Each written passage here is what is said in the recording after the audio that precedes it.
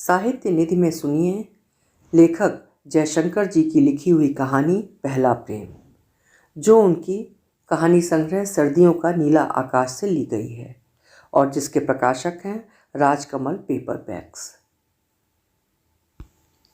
पहले institute of science की लाल दीवारों, कवेलुओं और लकड़ी से बनी विशालकाय इमारत आती थी। वहीं एक जगह पर हवाई जहाज़ का अस्थिपंजर पड़ा रहता। फिर प्रमुख डाकघर की कॉलोनियल बिल्डिंग, जहाँ लेटर बॉक्स था। वहाँ से एक रास्ता उस गली में जाता था जहाँ मानस का मकान था, आनंद विहार का आखिरी बंगला। कॉलोनी की शुरुआत में ही गमलों, पेड़ों, फूलों, कबूतरों के बीच बेत की कुर्सियाँ लिए हुए एक अधेड़ औरत नजर आती, जो शायद नर्सरी की मालकिन रही होगी। अक्सर हाथों में अखबार या ट्रांजिस्टर लिए रहती थी। मानस के घर के पड़ोस में एक लंबी चौड़ी और पुरानी दीवार नजर आती, जो लड़कियों के स्कूल के परिसर का हिस्सा थी। मानस के छोटे से बगीचे में खड़े होने पर स्कूल की कक्षाओं से आती आवाज़ों को सुना जा सकता था। माँ यहाँ गुजरी थी, बाबू रानी खेत में, वहाँ कॉलेजों के एक सेमिनार में गए थे। तब तुम वहाँ थे? नहीं, माँ वहाँ थी, मैं मौसी के यहाँ। तब तुम्हारी उम्र? मैं 12 का था, दीदी 20-21 की रही होगी। अब दीदी कहाँ है? वो कुछ देर खामोश रहा था। उसकी अपनी सी खामोशी जो उसके साथ अक्सर बनी रहा करती थी। वो हमारी जान पहचान के शुरुआत के दिन थे। बाद में जब मैंने जाना कि उसकी बहन ने खुदकुशी की थी तो मुझे अपने सवाल पर शर्म आई थी। हमारे पहले पहल की मुलाकातों के दिन और भी ज़्यादा छोटी छोटी मामूली और औपचारिक बातों से बनते साधारण से दिन रहे थे। मैं बहुत ज़्यादा बोलती थी और वो बहुत ज़्यादा सुनता था।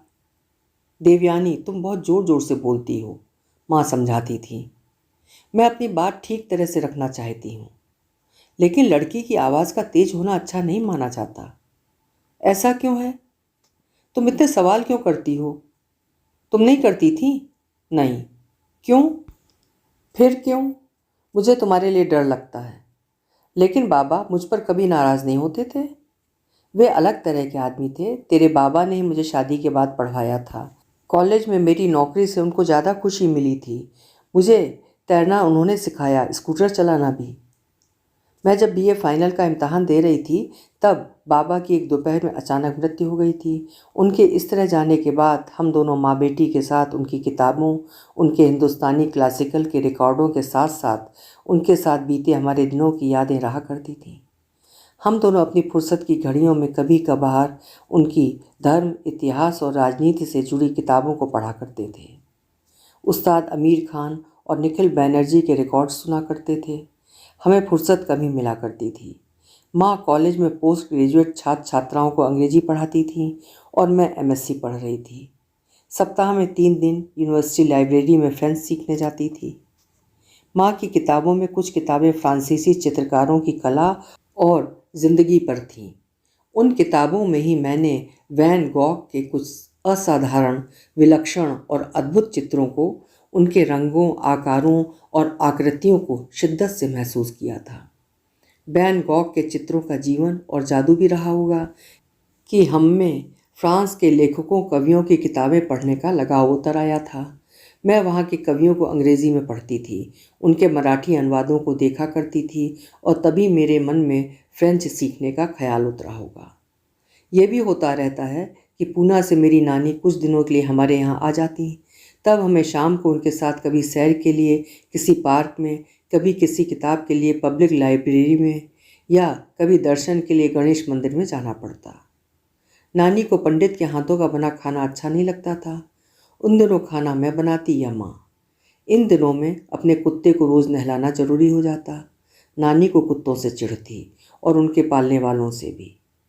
जिन दिनों में नानी हमारे घर रहा करती थी उन दिनों में हमारा कुत्ता कुछ उदास सा बना रहता। वैसे भी अपोलो के स्वभाव में ही एक तरह की उदासी थी जो उसकी निगाहों में रची बसी रहा करती। अंग्रेज़ों को कुत्ते बिल्लियों की ज़रूरत थी, नानी कहती थी। क्यों? मैं पूछती। वे हमारे यहाँ अकेलापन महसूस करते थे। नानी की भारत में अंग्रेज़ों के अकेलेपन की इस बात का ख्याल मुझे मानस से हुई शुरू की मुलाकातों में आया था। विश्वविद्यालयों की लाइब्रेरी की पहली मंजिल के गोखले हॉल में अल्फ्रेड हिचकॉक की कुछ फिल्में 3-4 दिनों तक दिखाई गई थीं। मैं और माँ एक शाम लाइब्रेरी के टेरेस पर खड़े थे। बाहर जून की शुरुआती गर्मियों की लंबी शाम थी, लंबी और गहरी, और माँ की बातों से बनती और कुछ गंभीर सी शाम। फिल्म को कुछ देर बाद शुरू होना था। गहराइयाँ, इस शब्द का हमेशा ख्याल रखना था, माँ मराठी में कह रही थी। माँ बताना चाह रही थी कि कोई भी आदमी धीरे धीरे ही कुछ बनता चला जाता है। अपने स्वप्न का बराबर ख्याल रखना पड़ता है, उस तक पहुँचने के रास्ते खोजने पड़ते हैं। माँ और नानी कितना कुछ बताते रहते थे, पर मैं सुनती कहाँ थी। मुझ में अपना ही कुछ कहने बताने का उतावलापन बना रहता। मानस से मिलने पर मैंने धीरे धीरे किसी को सुनने को सीखना शुरू किया था। वो आखिरी फिल्म की शाम थी, हिचकॉक की वर्टिगो की शाम। तभी वो माँ के पास आया था। 7-8 मिनट्स के बाद हॉल में अंधेरा हो जाना था। नमस्ते, आप कैसी हैं? कुछ काम आ गए और मैं आपसे मिलने नहीं आया। कोई बात नहीं, तुम जब कॉलेज आए थे तो मैं पढ़ाने जा रही थी। यहाँ कितने दिन रहोगे? मुझसे वहाँ जमा नहीं, मैं लौट आया। फिर कभी घर आना। ये मेरी बेटी देवयानी है, कामायनी से छोटी। नई फिल्म के लिए आए हो? हमारी बातचीत के बीच ही में माँ ने उसे हमारा फ़ोन नंबर दिया था। उस शाम हम लाइब्रेरी से अपने घर तक पैदल ही लौटे।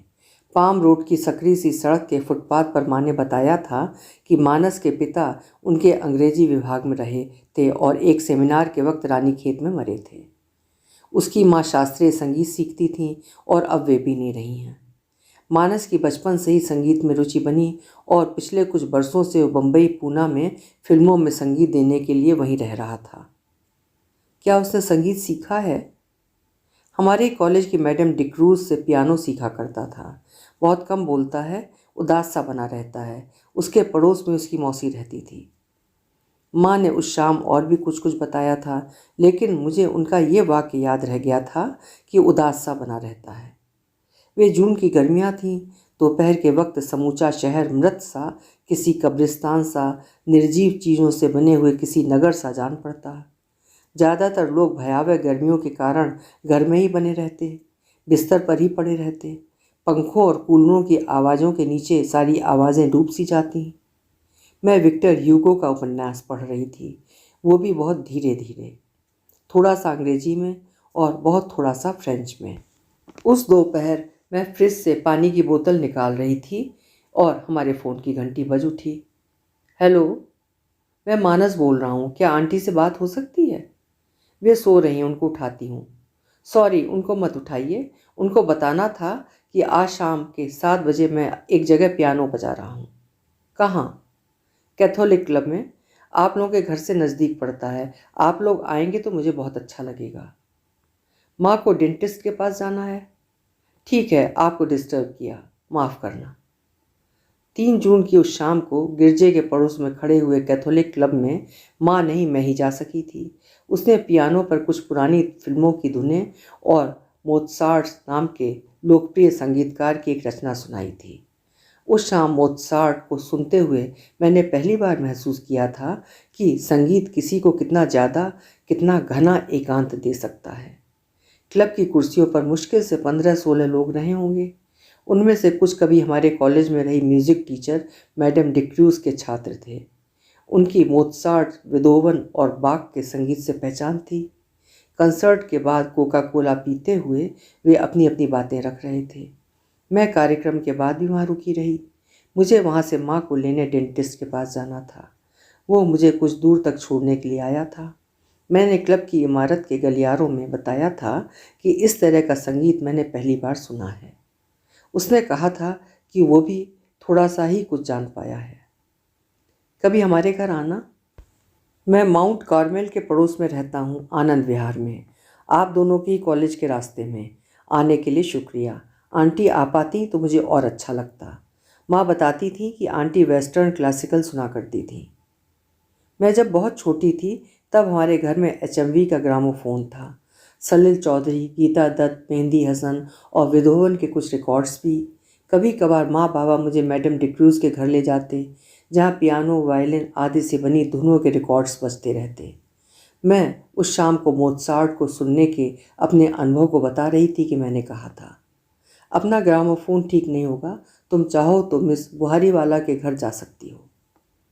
मुझे जाना ही होगा तो मैं मानस के घर जाऊंगी, ऐसा मैंने सोचा था, कहा नहीं था।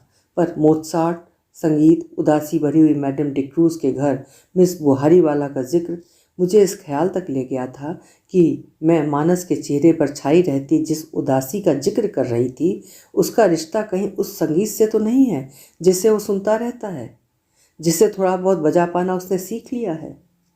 उस रात देर तक मेरे साथ मैडम डिक्रूज का वर्षों पुराना जर्जर होता बंगला और उसका भुतहा सा परिवेश रहा था।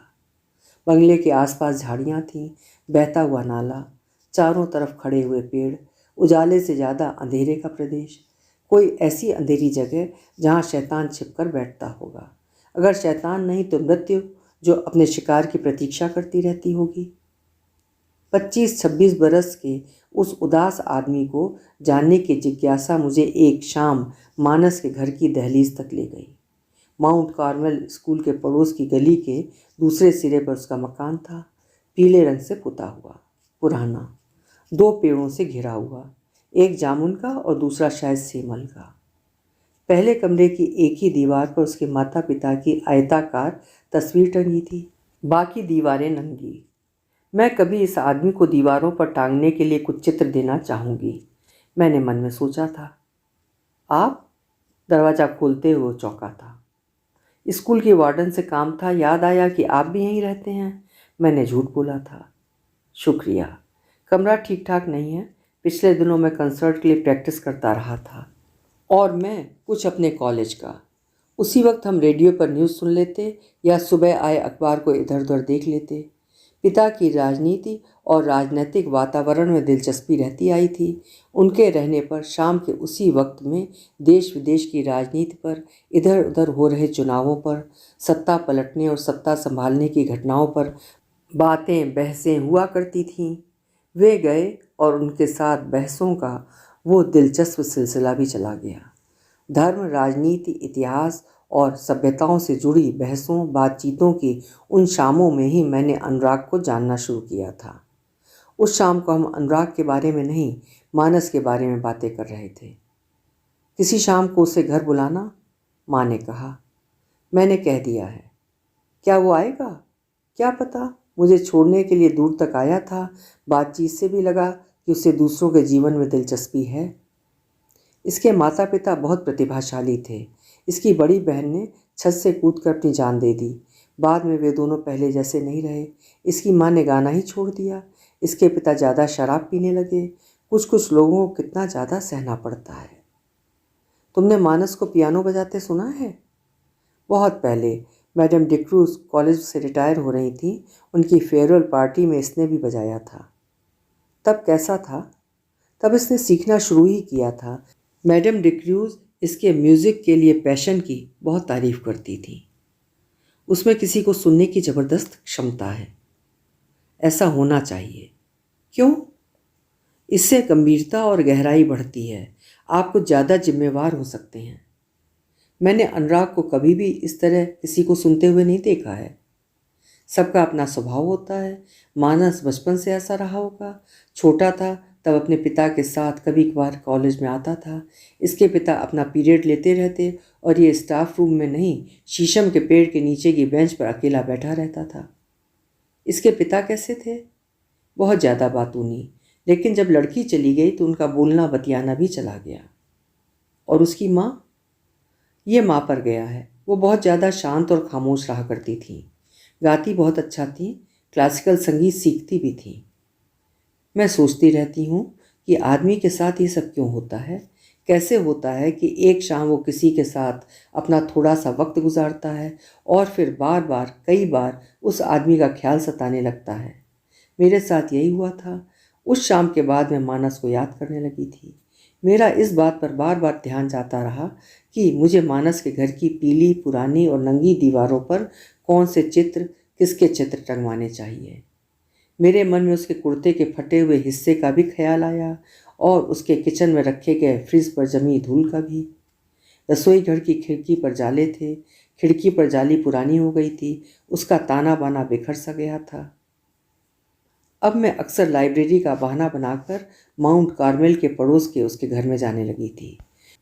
अपने घर में उसने मुझे बाख और उनके संगीत के बारे में कुछ कुछ बताया था। उस वक्त तो पश्चिमी शास्त्रीय संगीत के कलाकारों की जीवनी की कोई किताब पढ़ रहा था।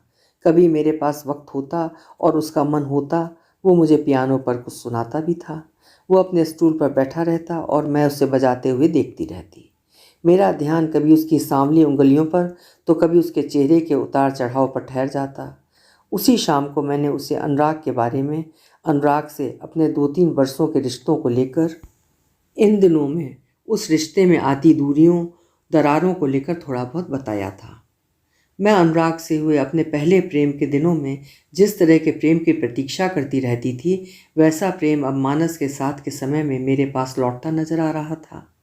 सिर्फ हमारा एक जगह में, एक वक्त में एक साथ होना ही मुझे तसल्ली और उम्मीद देने लगा।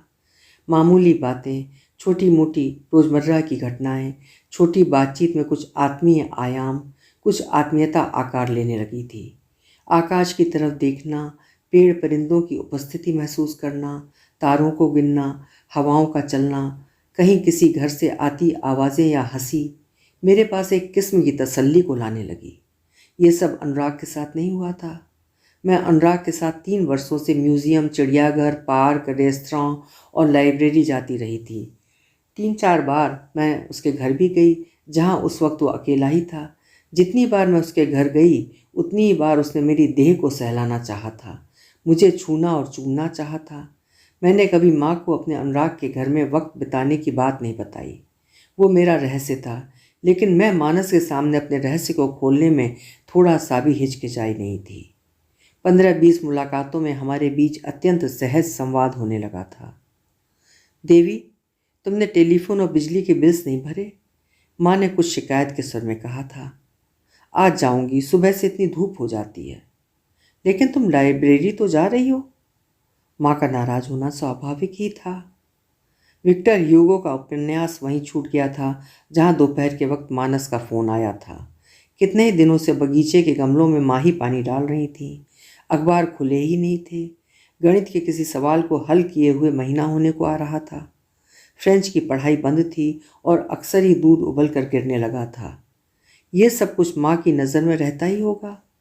माँ ने मेरी बड़ी बहन कामायनी से नहीं, मुझसे अपनी उम्मीदें मान रखी थी। कामायनी का विवाह उसके ग्रेजुएट होते ही हो गया था और मैं एमएससी फाइनल कर रही थी, पर माँ ने मेरे विवाह के बारे में सोचा तक नहीं था। अनुराग से मेरी दोस्ती का, मेरे लिए अनुराग के आकर्षण का उनको अंदाज़ा ज़रूर था, लेकिन अनुराग से भी वो मेरे पास कम आने, मुझे बार बार फ़ोन ना करने, मुझे सिनेमा ना ले जाने की बातें कहने में हिचकती नहीं थी। देवी में कभी भी गंभीरता नहीं रही, माँ ने कहा था। मुझे तो हमेशा ही सीरियस नज़र आई, अनुराग ने कहा। मैं कुछ और कहना चाह रही हूँ। मैं दूसरी गंभीरता और गहराइयों की बात कर रही हूँ। इस तरह मुझे लेकर माँ और अनुराग के बीच बातचीत होती आई थी। मुझे माँ का पॉइंट हमेशा से ही सोचा समझा गया, असरदार और उपयोगी जान पड़ा था। अनुराग उस गहराई और गंभीरता को 26 की उम्र में कैसे समझ पाता, जिसे माँ ने अपनी 55 बरस की उम्र में जाना था। फिर अनुराग को भ्रम रहता कि वो मेरा साथ दे रहा है, जबकि मैं भी माँ को अपने साथ ज़्यादा पाती थी। मानस एक जगह मेरी माँ के करीब जान पड़ता था। वो भी मुझे कुछ बनने के लिए, कुछ बनाने के लिए प्रेरित करता था। हर आदमी को अपने ढंग से कुछ ना कुछ बनना बनाना आना ही चाहिए। हम सब में कुछ ना कुछ ऐसा अंश रहता ही है जो हमें कलाकार, वैज्ञानिक, चिंतक या कवि बनाने में मदद दे सके। लेकिन हम अपने उस अंश को खो देते हैं, ऐसा सब बचा नहीं पाते हैं, उसकी तरफ देखते तक नहीं। ये सब मानस ने एक शाम को बेहद उत्तेजना के साथ मुझसे कहा था। क्या तुम डायरी लिखते हो? मैंने पूछा था। नहीं। क्यों? मेरे पास कुछ लिखने जैसा रहता ही नहीं है। क्या तुम लिखती हो? हाँ। क्या लिखती हो? जो कुछ मेरे साथ घटता रहता है। मेरी बड़ी बहन की डायरी मिली थी, उसके बिस्तर में तकिए के नीचे की जगह है। तुमने पढ़ी थी? तब मैं बहुत छोटा था। अब वो डायरी कहाँ है? बाबू ने जला दी थी। माफ़ करना, शायद मुझे पूछना भी नहीं चाहिए। तुम उत्तर देने से मना भी कर सकते हो। तुम्हारी बहन ने आत्महत्या क्यों की थी? मुझे ठीक से नहीं पता है। कुछ बातों से मैं ये अनुमान लगाता हूँ कि उसे अपने पहले प्रेम से बहुत ज़्यादा निराशाएं मिली थीं। उस लड़के ने शायद छल किया था। अपनी बहन के बारे में बातचीत ने उसे और ज़्यादा उदास बना दिया था। मैं उसके पियानो के करीब के स्टूल पर बैठी थी। वही सफ़ेद रंग का खादी का कुर्ता पायजामा, चश्मे के पीछे खड़ी उसकी गिरजी आंखें। बाहर ढलती हुई शाम। मैं उसकी रसोई में गई थी। हम दोनों के लिए चाय तैयार की थी। रसोई की खिड़की पर भूरे रंग की बिल्ली थी, मेरी तरफ देखती हुई, मुझसे घबराती हुई। बिल्ली डरी हुई थी, मैं भी। मैं किससे डर रही थी? मुझे भी मेरे पहले प्रेम से निराशाएं ही मिली थीं। अनुराग ने मेरी गहरी भावनाओं को सुनना और जानना भी नहीं चाहा था। कभी कभी मुझे लगता कि उसकी दिलचस्पी सिर्फ मेरी देह में है। 3-4 बार उसने मुझे जिस तरह छूना सहलाना चाहा था, उससे मुझे थोड़ा सा अफसोस ही हुआ था, किसी तरह का आश्वासन नहीं। मेरे पास बहन की एक चिट्ठी है, कभी तुम्हें बताऊंगा। तुम्हें लिखी थी? वो केरल में मुन्नार तक गई थी, उसके कॉलेज की ट्रिप थी। वहीं से मेरे लिए जिम कॉर्बेट की किताब भी ले आई थी। वो रहती तो तुम्हारे लिए कितना अच्छा रहता। मुझे भी लगता है उसका नहीं रहना अखरता है। तुम उसके प्रेम के बारे में क्या सोचते हो? मैंने इस बारे में कभी सोचा नहीं। प्रेम के बारे में तो कभी सोचा ही होगा। वो देर तक खामोश बना रहा था। खिड़की पर जून की शाम का अंतिम उजाला, धूप का छोटा सा धब्बा उतर आया था। हवाओं में उठाए पर्दे के बाजू से माउंट कार्मल स्कूल की पीली पुरानी दीवार नजर आई। अंधेरा घिर आने के पहले मुझे अपने घर लौटना था और मेरी छुट्टियों के खत्म होने के दिन आ रहे थे। हम अपने छोटे मोटे कामों को निपटाने में लगे थे। माँ के दांतों का इलाज उनमें से एक था। डॉक्टर ब्रगांजा की क्लिनिक में भीड़ बनी रहती थी और वहाँ जल्दी पहुँचना ही ठीक रहता। अब मानस खिड़की के पास चला आया था, गर्मियों के आकाश की तरफ देख रहा था। मेरे जीवन में प्रेम का अनुभव आया ही नहीं। ऐसा नहीं हो सकता, मैंने कहा था। मैं शायद ठीक से जानता भी नहीं कि प्रेम का अनुभव क्या होता है। मैं कभी भी किसी से बहुत ज़्यादा नज़दीक नहीं गया, कोई मेरे भी बहुत ज़्यादा निकट नहीं आया। क्या आज तक तुम्हारा कोई दोस्त भी नहीं रहा? नहीं, बचपन में बहुत बीमार रहता था। मेरी माँ और बाबू ही मेरे लिए बिस्तर के करीब बैठे रहते थे। फिर बाबू भी नहीं रहे। उनके जाने के बाद मैं और बीमार रहने लगा, ज़्यादा अकेला हो गया। और तुम्हारी बहन?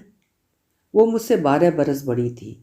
वो कभी कभी मेरे पास बैठती भी थी, पर अपने मन से नहीं, माँ के कहने पर, मेरे लिए दया आ जाने पर। ये दोनों ही बातें मुझे अखरती थीं, आज भी अखरती हैं। मुझ में किसी की दिलचस्पी ज़्यादा दिनों तक नहीं रहती। मैं भी अपनी तरफ से कोशिश नहीं कर पाता हूँ। उस शाम मेरे वहाँ रहने तक उसका अपने बारे में, अपने को लेकर एकालाप जारी रहा था। मैंने पहली बार उसको खुद को लेकर इतना खुलते हुए जाना। उसके उस मोनोलॉग में बीमार और अकेला बचपन था। हिंदुस्तानी गायन का रियाज करती उसकी माँ थी। अगपनी मेज पर टेबल लैंप के उजाले में पढ़ते लिखते पिता थे। हमेशा ही अपनी पढ़ाई में खोई हुई बहन थी। उसकी माँ जब किसी राग का आलाप गा रही होती तो उसे बहुत शांति मिलती। वो हमेशा उस वक्त की वैसी ही शांति में लौटना चाहता रहा है। तभी उसने बताया कि मेरे साथ कभी कभार उसने उस शांति को, वैसी तसल्ली को महसूस किया है जिससे अपने बचपन की बीमारी के दिनों में माँ के गाने में महसूस किया करता था। तुम्हें अपने लिए हिंदुस्तानी क्लासिकल चुनना था। माँ ने मना किया था। मेरी आवाज़ में वो बात नहीं थी। बीमारी ने मेरी आवाज़ को भी प्रभावित किया था। सितार सीखता, पर उसका यहाँ कोई अच्छा गुरु नहीं था। तब मैडम डिक्रूज़ का सहारा मिला। उनके यहाँ हर शाम संगीत सुनने के लिए जाता था। वे अकेली ही थीं। माँ के बाद मेरे ज़्यादा करीब रही मौसी ने बहुत बाद में संभाला। मैडम डिक्रूज़ ने मेरे लिए बहुत किया। वे भी चली गईं। अब चलती हूँ, माँ को डेंटिस्ट के पास ले जाना है। तुम इसी तरह आती रहना। कोई पहली बार मेरे घर पर आने लगा है, अच्छा लगता है। अब कॉलेज खुल जाएंगे, इस तरह आना ना हो सकेगा।